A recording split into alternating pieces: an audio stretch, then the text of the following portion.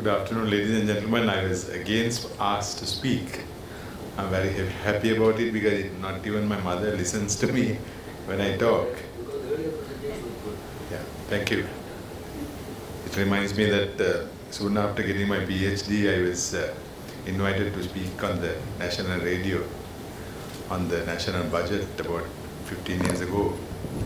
And I told my mother to listen.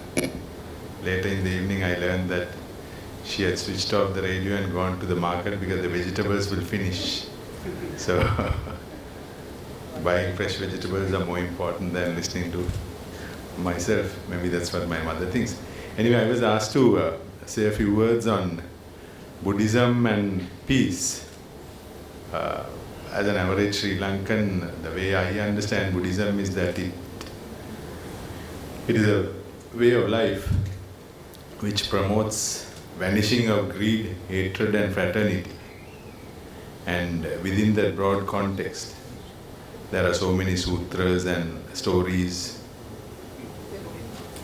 going back to the lifetime of the Buddha, where one speaks of the Singalova Sutra, which discusses the responsibilities of teachers and students, parents and children, husband and wife, employer, employee, king and the subjects, etc. So on this broad subject, rather than me talking, I would be very happy if you can either bombard me with questions or ask me questions so that I can share my Sri Lankan experience. I'm quite sure that you want to talk, unlike my mother.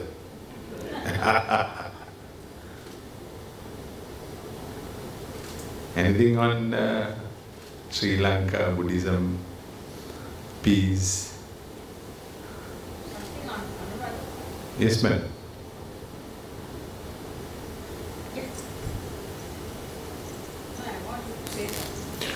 Say something on Anuradhapura. Of course, geographically speaking, it's located in the north central province.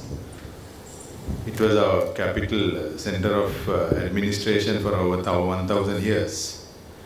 And then during the 30-year conflict, it was a nerve center for supply chains, military logistics.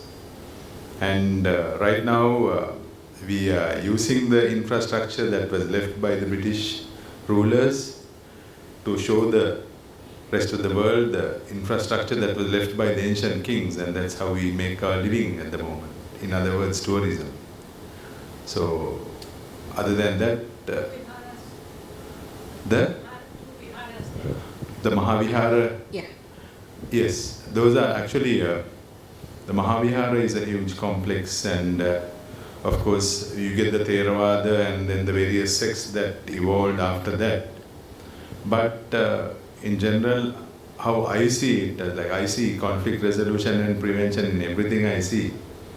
And Mahavihara was used by Sri Lankans to ensure that the grassroots are kept at peace through the observance of the Panchasila or various other sects. And I would like to add something to what the General said in the morning, and that is, Buddha has once said that for those who do not believe in Dharma, the only option is military.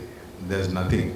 He has used the word adharmaya, adharmayata, dharmayak natha, that is, there's no Dharma for those who don't believe in Dharma.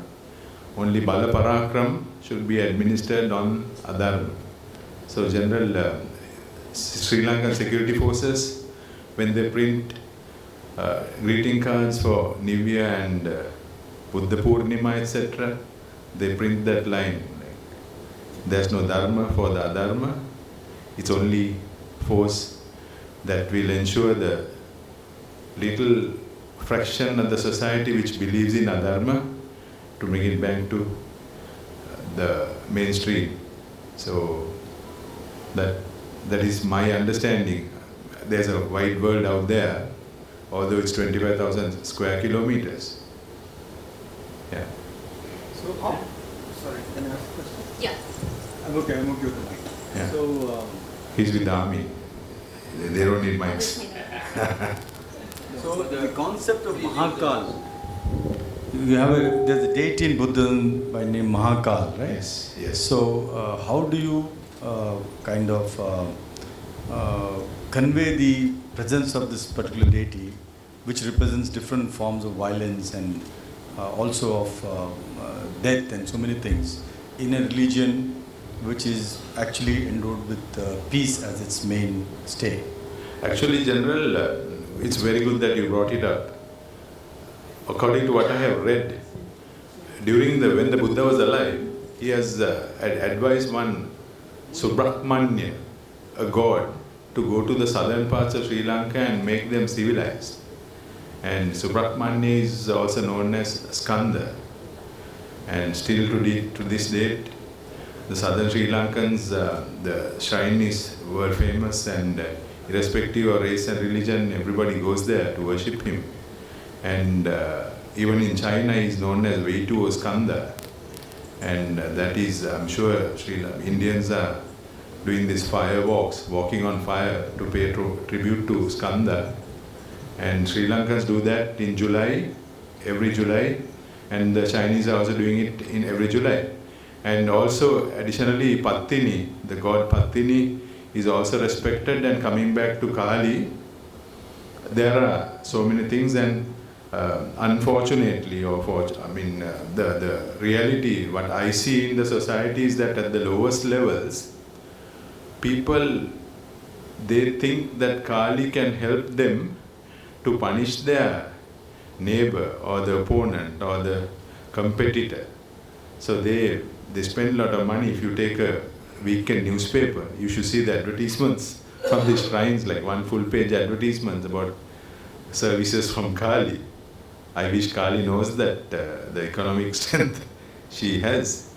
But in the end, it does not go in line with the Buddha's policy of vanishing greed, hatred and fraternity. But at the lowest levels in the social pyramid, it is there, and it is being used like when one gets a promotion and the other doesn't get it. Sometimes they try Kali for a change. But my belief is that good and bad has its powers. So even if you are a bad man and if you want Kali to do bad to the good man, I think even Kali will think twice. Yeah.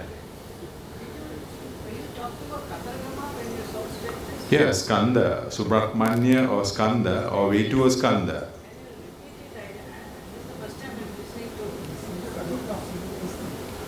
Okay. Kadirgamar. Yeah. So what I have read and what is believed by many in Sri Lanka is that when the Buddha was alive, he was planning his trips, and I want you to know that we were the first country to issue visa on arrival to Indians. We issued visa thrice to the Buddha himself. Now I'm just telling you in light way. Now I think it's free visa. Anyway, so the Buddha has advised one Subramanya, maybe it's a god or a human being, I don't know. Yeah, so to go to southern Sri Lanka, who were basically living in primary living standards, probably 2,500 years ago, and asked him to protect southern people and asked him to bring them to reasonable, non-violent life. So he has done that. So when the Buddha visited southern Sri Lanka, he had met him, it seems.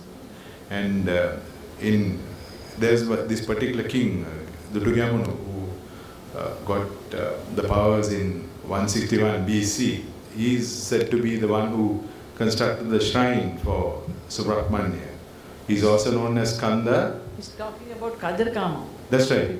Kadirgamar is actually, to my understanding, is the village dedicated to Skanda. Yeah. That's where the temple is. That is right. And I mean, you get so many Skanda temples in almost every temple. That is because of the Hindu influence, and our kings married Indian queens. Yeah, you can call it decentralization, you know. Actually, Yeah. the legend according to Subramania's story is that Valli is a gypsy coming from the gypsy community. Probably. Yeah, Yeah, maybe. whatever.